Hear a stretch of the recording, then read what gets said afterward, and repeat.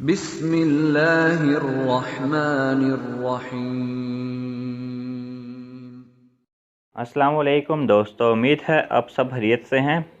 آج کی اس ویڈیو میں ہم آپ کو حضرت نوح علیہ السلام کی دعا بتائیں گے، لیکن اس سے پہلے آپ سب سے گزارش ہے آپ ہمارے چینل کو سبسکرائب کریں اور یاد سے بیل آئیکن کو پریس کریں تاکہ آپ کو ہماری ہر نئی آنے والی ویڈیو کا نوٹیفیکیشن سب سے پہلے مل سکے۔ قرآنی دعائیں۔ حضرت نوح علیہ السلام کی دعا بخشش طلب کرنے کی ایک بہترین قرآنی دعا۔ دوستو، قرآن پاک میں انبیاء علیہ السلام کی طرف سے مانگی گئیں کئی دعاؤں کا ذکر ہے۔ آج کی ویڈیو میں ہم حضرت نوح علیہ السلام کی دعا کا ذکر کریں گے۔ یہ دعا سورۃ نوح کی آیت نمبر 28 میں موجود ہے۔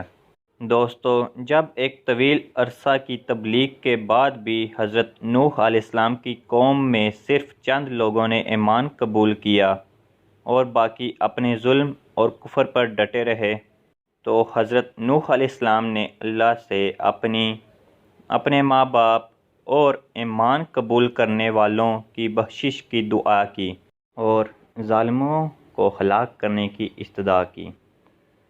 دوستو، حضرت نوح علیہ السلام کی یہ دعا قرآن پاک کی سورۃ نوح کی آیت نمبر 28 میں بیان کی گئی ہے۔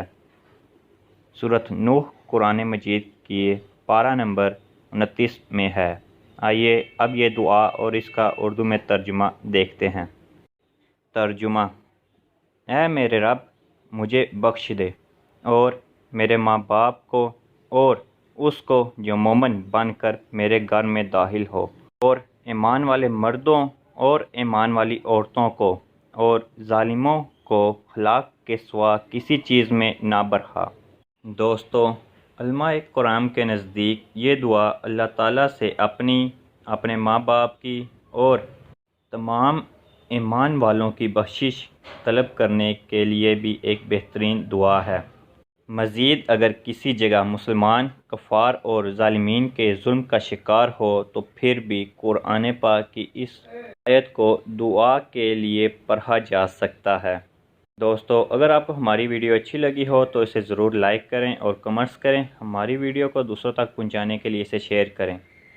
اگر آپ ہمارے چینل پہ نیو ہیں تو ہمارے چینل کو سبسکرائب کریں اور یاد سے بیل آئیکن کو پریس کریں تاکہ آپ کو ہماری ہر نئی آنے والی ویڈیو کا نوٹیفیکیشن سب سے پہلے مل سکے۔